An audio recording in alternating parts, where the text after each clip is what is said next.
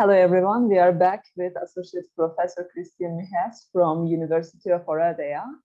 Thank you, Professor, for taking time off for us. And Professor Mihes is going to present Reports of Romania today. And the floor is yours, Professor. Thank you. Thank you very much. Just adjust the screen a little.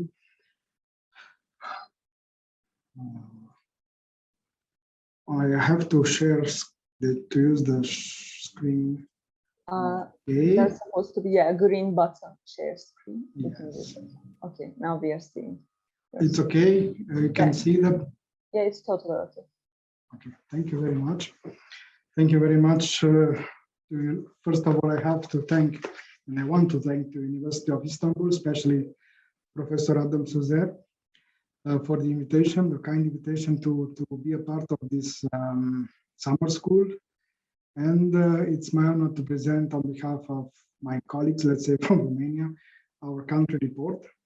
Also, I would like to thank Professor Adam Suzer for the long and fruitful cooperation we have for a number of years between our two universities.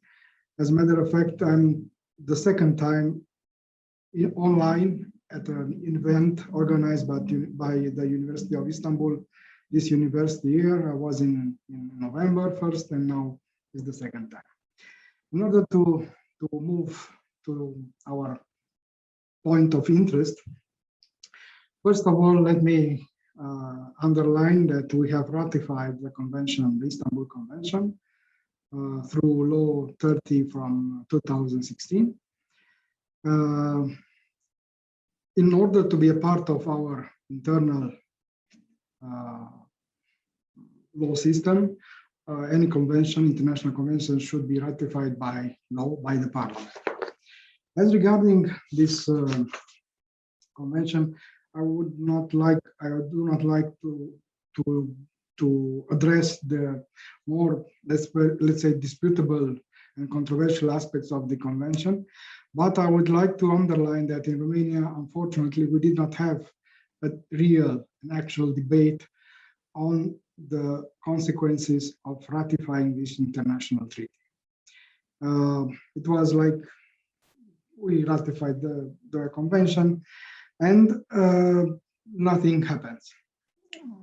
It's not the best thing to do when it's about the convention, a provision that would or could affect especially the family and the social life. How I will try to address the issues from the report as they were mentioned in the draft sent to me previously. How domestic violence and violence against women is defined in our legislation. From let's say, historical point of view, we have the first step, which is Law 197 from 2000. Basically, that regulation brings a substantial progress in the awareness of the importance and the accomplishment of the protection of the family members, being an important landmark in concretization of the criminal policy update in Romania as regarding the family members. In particular, perpetration of many of the offenses against the person, against family members, is an aggravating circumstance. How was defined family member? A family member means a spouse or a close relative if the latter lives and manages the household with the perpetrator. From procedural point of view, there was introduced also through this law 197 from 2000, a safety measure, security measure, safety measure, I don't know which is the best translation, prohibition to return to the family home for a certain period. This measure could be applied, could be enforced to the family member who is violent with the other family members. And in the number of cases, the total period of interdiction to come back to the family home can be up to 2 years. Also, through that law 197 from 2000, there were made two important changes. as regarding family relations. It was criminalized expressly, rape of a family member. And secondly, the cause of impunity, which may arise as a result of the marriage between the perpetrator and the victim of the rape, was repealed. These two modifications, these two new regulations, end the dispute if the rape can or cannot be committed against one spouse by the other spouse. From our point of view, the rape committed against a family member is extremely serious and can negatively affect major and subsequent evolution of the family members. From this perspective, the institution of aggravation is justified. And from the other point of view, or continuing our point of view, obviously the conservative doctrine, even the civil law doctrine, claimed previously that rape between spouses is not possible, with the main motivation that there is a presumption of consent to sexual intercourse once the marriage is concluded. That was, as I said, also the civil law doctrine orientation back then. We have argued the opposite even before the express amendment of the law, based on the idea that if the law does not distinguish the quality of the spouse, of the perpetrator, or the victim, then we must not make distinction. We have applied the Roman principle, ut lex non distinguit, nec nos distinguere debemus. Furthermore, the second step could be considered Law 217 from 2003, that is before ratifying the Istanbul Convention. But I have to underline also, and I have underlined in the first paragraph, that this normative act was updated more and more after ratifying the Istanbul Convention. So practically this law, even though it originates in 2003, was adapted after 2016 by the Romanian Parliament in such manner that, from my point of view, is the instrument of enforcing certain provisions from the Istanbul Convention. We emphasize that the normative act contains provisions regarding to the attribution of the judicial and social assistance institutions, the provisional protection order or temporary protection order, the protection order itself, the emergency intervention in case of domestic violence. For the purpose of this law, domestic violence is defined. We have a definition, a legal definition. Domestic violence means any inaction or intentional action of physical, sexual, psychological, economical, social, spiritual, and or cyber violence that occurs in family or domestic environment or between spouses or ex-spouses, as well as between current and former partners, regardless of whether the aggressor lives or has lived with the victim. Law 217 from 2003 extends the concept of family member and now includes also ascendants and descendants, spouse or ex-spouse, persons who have established relations similar to those between spouses or between parents and children, current and former partners, regardless of whether or not they lived with the aggressor.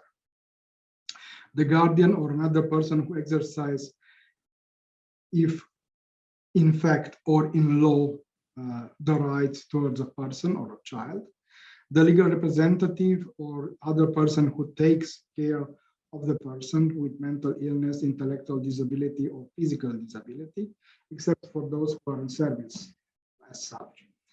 And very, very important, for the purpose of the law 217 from 2003, the victim means a natural person who is subject to one or more forms of violence provided in Article 4, including child witnesses to these forms of violence. So also this circumstance is taken into consideration that the child could be witness to any forms of domestic violence, and during that observation could be at least psychologically harmed. The law recognizes a number of variations of domestic violence: verbal, psychological, physical, sexual, economic, social, spiritual violence, and also cyber violence, which unfortunately is more and more often found within practice. How is defined? We have no actually an expressly definition for offenses where women are only passive subject. However, our penal code stipulates specific and or aggravated forms of offenses when the passive subject is a member of the family or a spouse. And furthermore, in the new penal code, we have a new penal code since 2014, we have a chapter titled Offenses Against a Member of the Family, which is an improvement because that means that also the legislator considered the importance of the family relations, and that family relations, those family relations should be protected also by means of criminal law. Another question, is violence against women accepted as a discrimination based on gender? Do not have specific such an approach. I did not find such an approach, but from practical point of view, we could talk about discrimination in the form of presumption that the aggressor in most of the cases is the male, and the victims in most of the cases are women and children.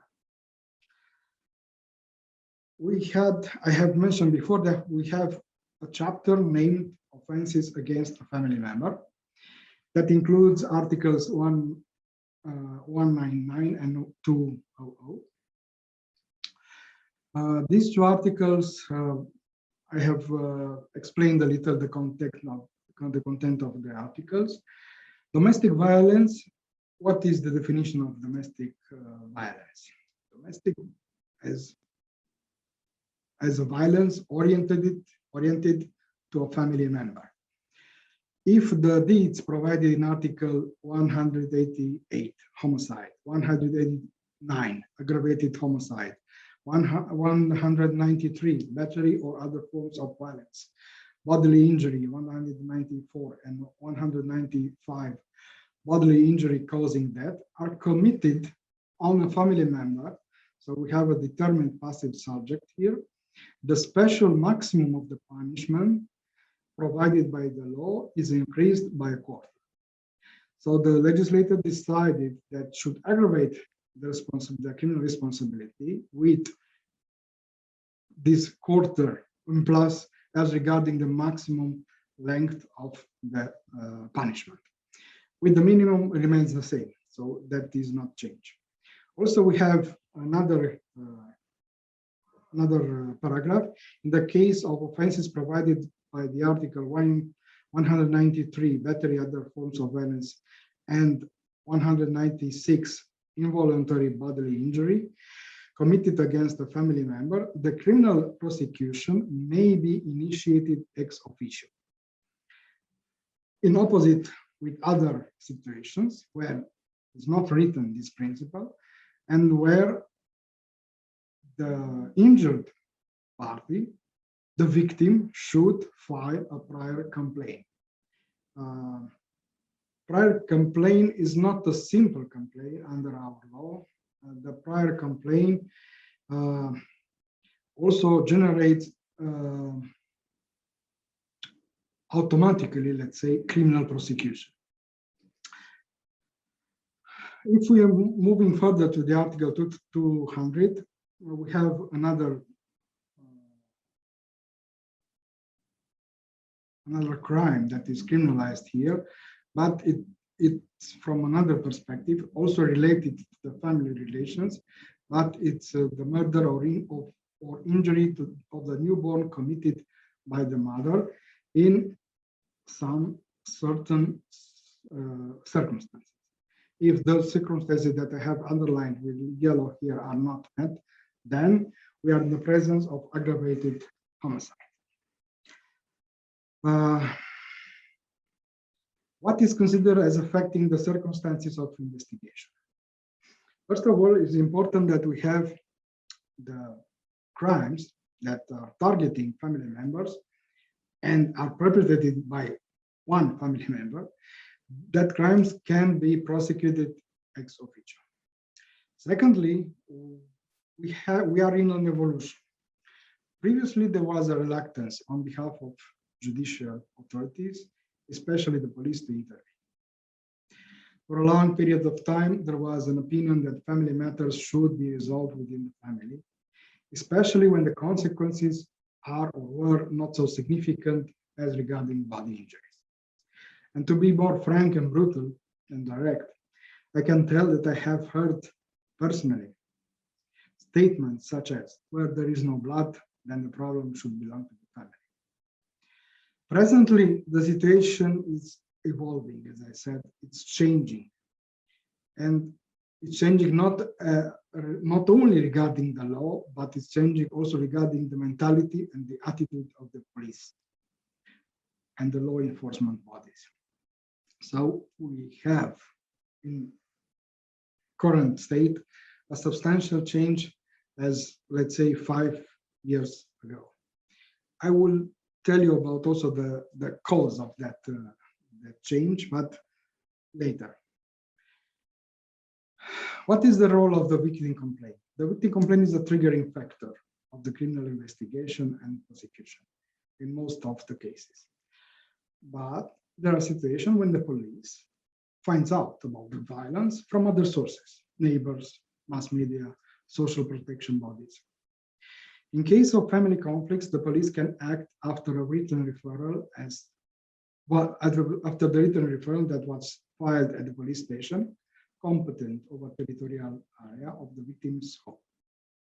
Or they can act following a telephone call to the service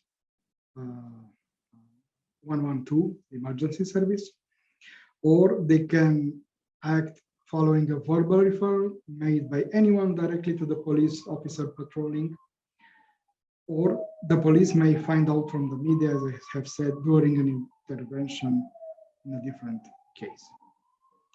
After receiving the complaint in any of these forms, after receiving the complaint, they have to study and to verify. Law 217 from 2003 addresses this issue of verifying the complaint. And as I will emphasize later, the center of that checking of the complaint is the victim. That is the very center. Before going to that, I have to underline also that we have also other bodies or persons that are in management position in other public law bodies that have the duty to report these offenses if they become aware of the commission of the offense for which criminal proceedings are instituted ex officio, as is the case here when the victims are family members. They are obliged to notify immediately the criminal investigation bodies and to take measures is very important, that the traces of the offense, the evidence should be conserved and not wasted. The victim must know, and they are informed through a lot of channels nowadays, also on the website of the police. Also, there are a number of NGO.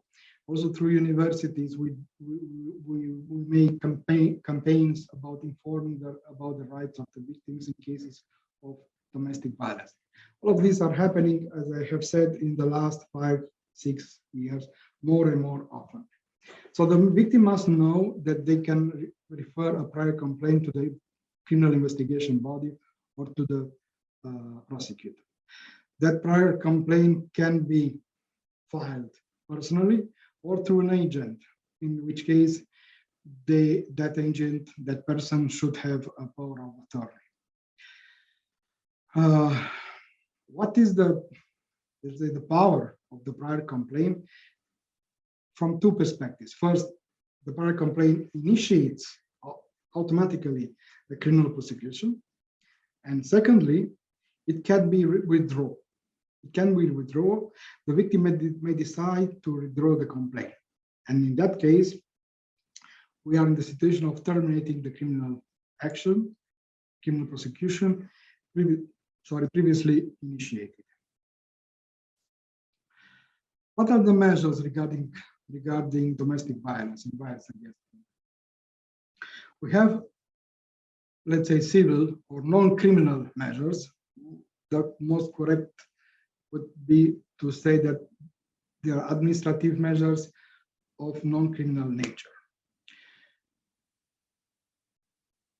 We had in 2016 a referendum.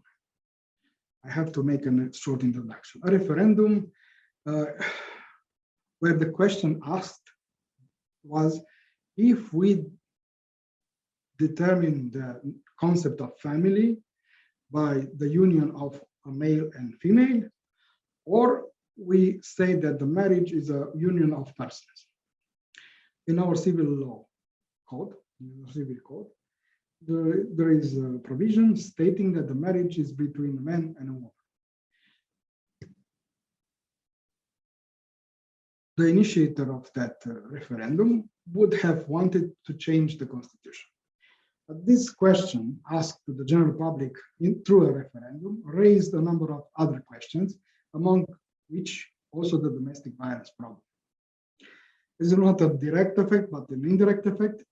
And the direct effect of that indirect effect, if you can follow me, was modifying the law 217 for 2003 and instituting this provision of temporary protection order. It's very important that this institution was introduced in the law protecting against domestic violence. Why? Because previously we had the protection order, but until that protection order would have been issued, then an important number of days or weeks would have passed. So there was no actual immediate measure to be taken. The temporary protection order, as you can see on the screen, is issued by the police when they are finding out, when they are going to the crime scene where there is a complaint. They are going there, look, investigate, evaluate the risk according to Article 29 from the law 217 of 2003. So they evaluate the risk and they decide to issue or not to issue the order. And the order is executive. The order is executory. However, the order should be confirmed by the prosecutor's office in the area, competent within the area where the police station is resident. And furthermore, the decision of the prosecutor can also be challenged to the competent court in 48 hours. But the most important aspect I want to underline is that they can act immediately when they see a situation. They can act immediately, and they have express law as a ground for their action. Previously, they do not have it. They try to let's say more or less to mediate the conflict, and in not all the cases that was the best solution. Not all the cases. Further, that was the temporary protection order introduced relative recent into the law 2017 from 2003. From the beginning of the law, let's say, we had the protection order, classical protection order. That protection order imposes to the violent family member would impose a number of obligations or restrictions or prohibitions. As I have underlined here with yellow, we can speak about temporary eviction of the aggressor, reintegration of the victim, as the case may be, of children in the family home, in the case that they were put out of their home by the violent husband, let's say. Limiting the aggressor's right to use only a part of the common dwelling, accommodation of placement of the victim with her consent and the children, as the case may be, in assistance center among those provided in the Article 19, where those centers were established by law, obliging the aggressor to keep a determined minimum distance from the victim, the family members, the interdiction for the aggressor to move in certain places, localities, forcing the aggressor to permanently wear an electronic surveillance device. But this measure can only be, especially in cases when he does not respect the distance or other measures imposed by the court. The prohibition of any contact, including telephone correspondence or in any way with the victim, forcing the aggressor to hand over the weapon in his possession to the police, entrusting minor child or establishing their residence. Furthermore, by the same decision, the court may also order the aggressor to bear the rent and or the maintenance, the allowance, the monthly allowance for the temporary home where the victim, the minor children, or other family members live, because in case they do not have any means of supporting themselves, then where and what can they do? Where can they go and what can they do? The court may also order the aggressor to follow psychological counseling, psychotherapy, and also may recommend, very important, voluntary hospitalization, or, as the case may be, may request involuntary hospitalization.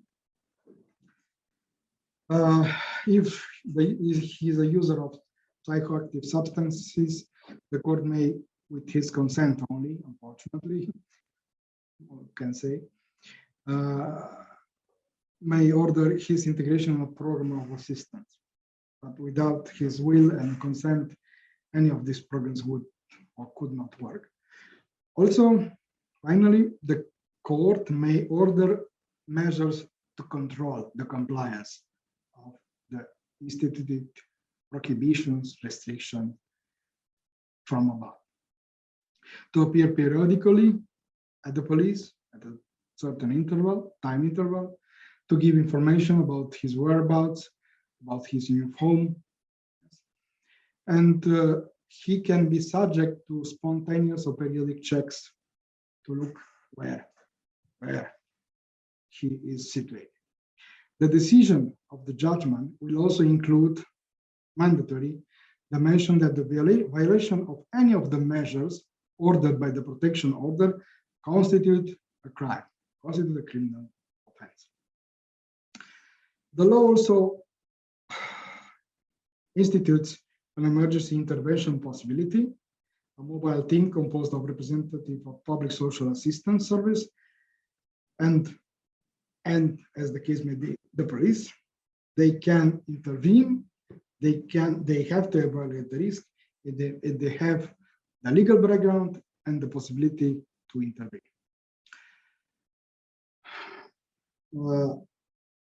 In cases, as I told you before, in cases of violence against a family member, then the criminal prosecutor could be initiated also ex officio. That means that even if the victim does not manifest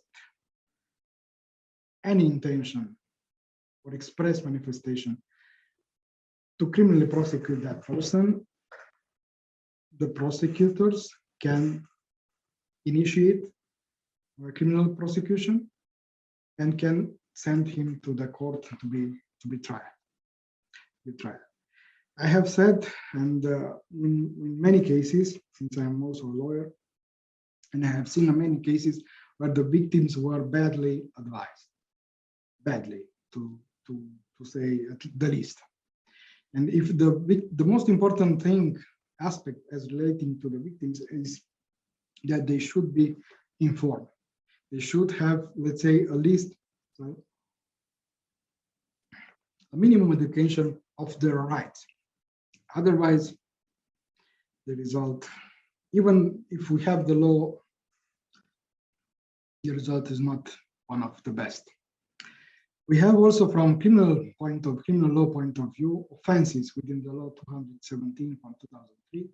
And this criminal offense looks to the circumstances when the orders of the court issuing a protection order or a temporary protection order are not observed by the violent member of the family.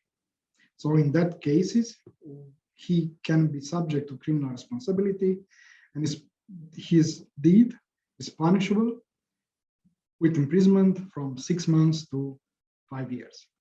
Not a very easy situation. As regarding the statistics, I have looked for statistics, but unfortunately, they are not so updated. We are going back to 2019, but you can see here the growing number. You can see here the growing numbers. We have protection orders, let's say in 2017, 2,894, and in 2019, only for 7 months, 4,166. Order of offenses of non-compliance. Those cases are diminishing since more and more offenders find out that they could be held criminally responsible if they do not observe the order of the court issuing a protection order, either temporary or, let's say, definitive protection order. Also, we have which is called a special line, hotline, but not, I have said special telephone line for victims of domestic violence within ANES. ANES is the National Authority for Equality of Chances. And we have here a statistic of that calls. And what is important to underline is the fact that in case of a call, most of the cases actually, several types of violence are usually reported. Not only one, let's say one, only verbal or physical violence, or several types of violence are reported. If the person, the victim, decides to report, then in our experience is the case that she, in most cases, the women and the children she or they did suffer a lot before taking the decision to notify the authorities, even through that special phone line. The law enforcement authorities do cooperate more and more these days. We see problems when it's about a public person, which who could be considered intangible, or is a, let's say, pillar of the community. But nobody knows what is the situation back home in his dwelling. Otherwise, as I have said, the practice is improving, and there are special designated services dealing with such situation. Also in the social protection bodies, also within the police. This is an improvement because those people that are working in these special designated services are becoming more and more experienced by day with this kind of cases, and they can enforce or suggest the best solution. Do the victim trust? Yes and no.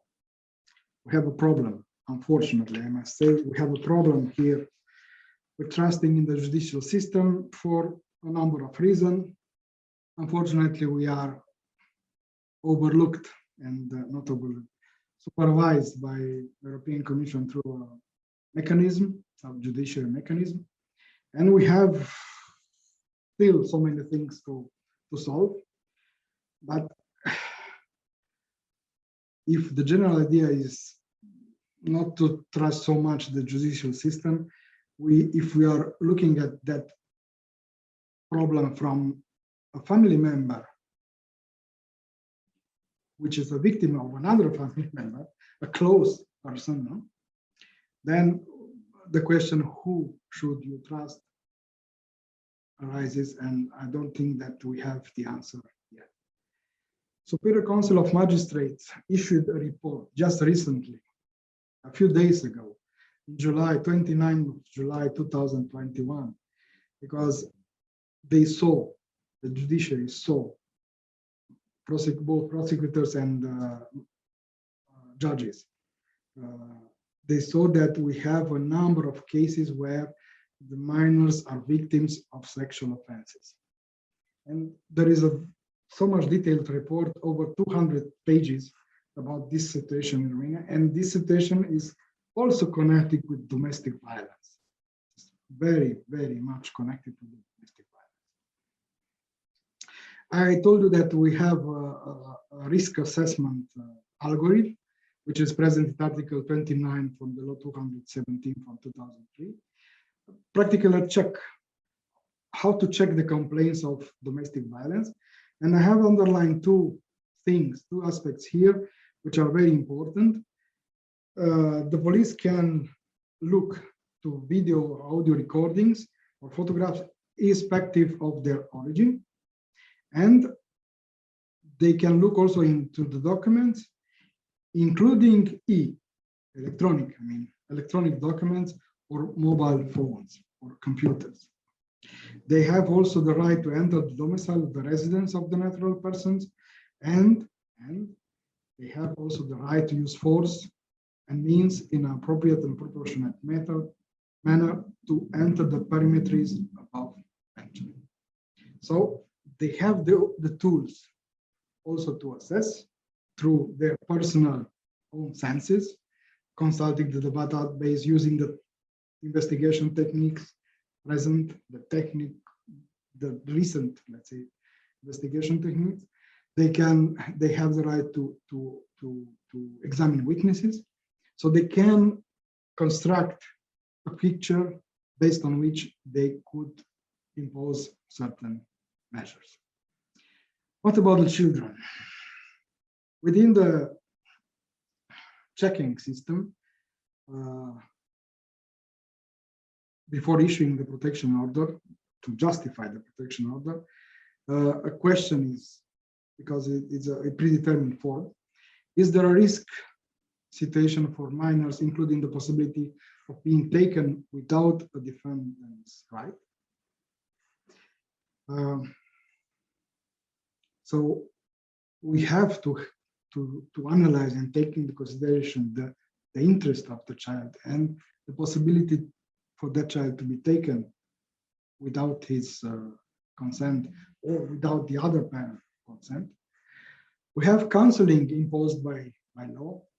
The victims and the minors have the right to counseling, rehabilitation, social integration services, as well as free medical assistance on the condition of present law 217 from 2003. And also, as regarding the education, the Ministry of Education should support their decision to move in another school and should support their situation when they want to continue their study, their education. And the ministry, through the local inspectorates, county inspectorates, they have to offer practical and actual support in that area. I have mentioned the checking of the complaint previously, and I have said and argued that the victim is in the center of the checking of the complaint. And now there are available resources to overcome the crisis, respectively: shelters, psychological counseling, vocational counseling, medical assistance, and also support in legal proceedings. It would have been better that, let's say, we could have established a legal aid service also within our faculty, but unfortunately, that activity we cannot make, and we cannot make it through the faculty, only through the bar associations, but they can receive also through the bar associations legal support. As regarding the NGO, I'm a little proud, because also from my activity in this area, I'm a Lion Club member. In our region, there is an initiative from Bistrica, it's called The City, and that Lions Club from Bistrica initiated the project of 250,000 euro value to construct a shelter for victims of domestic violence. If I can see the clock, I'm behind schedule, so I cannot put you the movie I wanted, but maybe next time or during questions. Has domestic violence increased during the pandemic? Yes. We have a model, let's say, percentage, a mathematical percentage there, but I also identify one of the many cases where, based on those cases, we can say that the number of situations when domestic violence happened during the pandemic period increased. Also, during March and April, when our country was under state of emergency, then because they were forced to live together, so many domestic violence crimes were reported. That was horrible from let's say a person point of view who was preoccupied by the phenomenon. It was horrible. As a conclusion, my first paper about domestic violence was in 2000. Now we are in 2021. Yes, there is an improvement, I've said, but we could have done so much more. We look good on paper now, because in 2000 only we have initiated the protection of family members. We look good on paper, and step by step we start to look good in practice too. So I'm closing now. Thank you very much for your attention. Teşekkürler. And I'm waiting for your questions or remarks. Any. Thank you so much for your detailed presentation, Professor. We benefit a lot, and you provide us a huge perspective on the situation in Romania. Now we are waiting for the Q&A part. We have 15 minutes, and the participants are allowed to type their questions up on the chat bar. Hello, we can wait a few minutes. Professor, hello. How are you? Hello, nice to Romania. Nice Professor Adam Suzer, nice to meet you, even if only through Zoom, but I'm happy that we can meet also in this manner. I'm also very happy to see you here. Now, I hope we have a question and some. We can wait a few minutes, Neslihan. Yes, Professor, we can wait. It's We have 1 minute left, actually. Okay. But it's okay. My message for Professor. Professor, just for out of curiosity, I was wondering, for example, in Turkey, there was a huge public attention that some people and some groups want to withdraw the Istanbul Convention in Turkey. Are there any discussions, hot discussions in Romania about withdrawing? Not about the withdrawing, but about the gender problem. Even now we have changed the ID card, no? And in the ID card is written gender, not sex. Now, and from Orthodox Church point of view, and from, let's say, conservative part of Romania, this could be a problem that is leading towards gender changing. And if in the identity card is not written sex, but gender, then it could be a lead to another let's say point of view as regarding the three sex. I don't know. Non-binary. Masculine, feminine, or not defined. In present time, we do not have the third gender in Romania legally. So it cannot exist until this moment. But that referendum I told you about opened the discussion about family violence, domestic violence, a lot, and opened a discussion about civil partnerships. They are not permitted in Romania now. So there is no law, only marriage and state of facts. If two people are living together, but they cannot. The problem is when one of the persons is ill, the other person living with him or her cannot receive any, let's say, medical information from the hospital. Okay. He or she cannot go to any authority in the name of the partner. That is the problem, and it should have been resolved yet. Irrespective of the, let's say, general point of view as regarding the agreement or not agreement with one side or another. These are, let's say, humanitarian problems if they are together. Why not let them know about his medical condition? That is cruel from my point of view. But the violence coming from the partners, even if it's not prescribed under the law in Romania, it's still taken as domestic violence, right? Yes, because it's a state of fact. Mm-hmm. Now, that law was changed 2 times in 2020, 2 times, and it's from 2003, you know. So finally the legislator got it. We have to change it. Okay. By the way, there is a question coming from my colleague Utku. He asks, for the record, I am reading out. As you mentioned, Romania has very detailed regulations for the domestic violence and violence against women incidents, and they are still developing. How does the actual implementation of the regulations occur when it comes to the practices of actors of the legal authorities, such as law enforcement and prosecutors? He asks.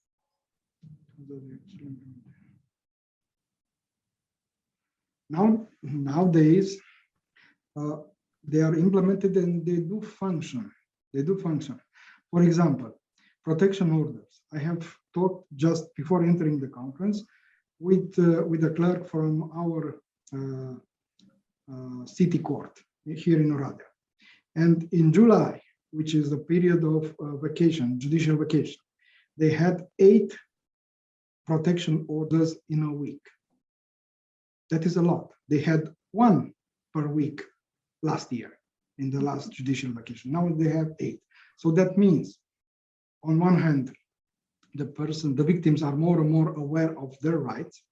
And secondly, also the courts and the judicial authorities, prosecution and investigation bodies are more and more, let's say, on to this phenomenon. That is why I'm saying that the actual implementation did start to work a little. Remains the mentality. In the country areas where there is no city, that is more difficult. But I think that this progress will reach also that area in a few years at least. Yes, I guess this is nearly the same situation what we have in Turkey. In the rural areas, the idea of the thought of the law enforcement authorities, they think that whatever happens in the family, they're supposed to stay in the family, and that's why that figure of crimes, I know,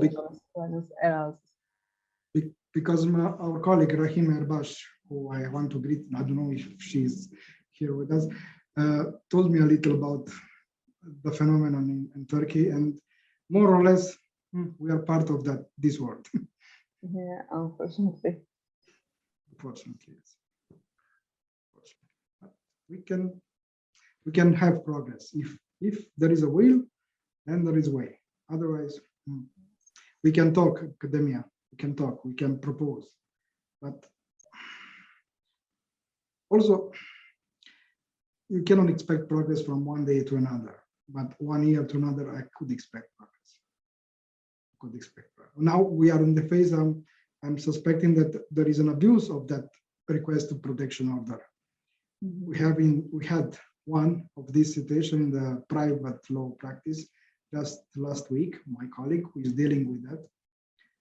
And although there were not met all the circumstances, the court issued the order.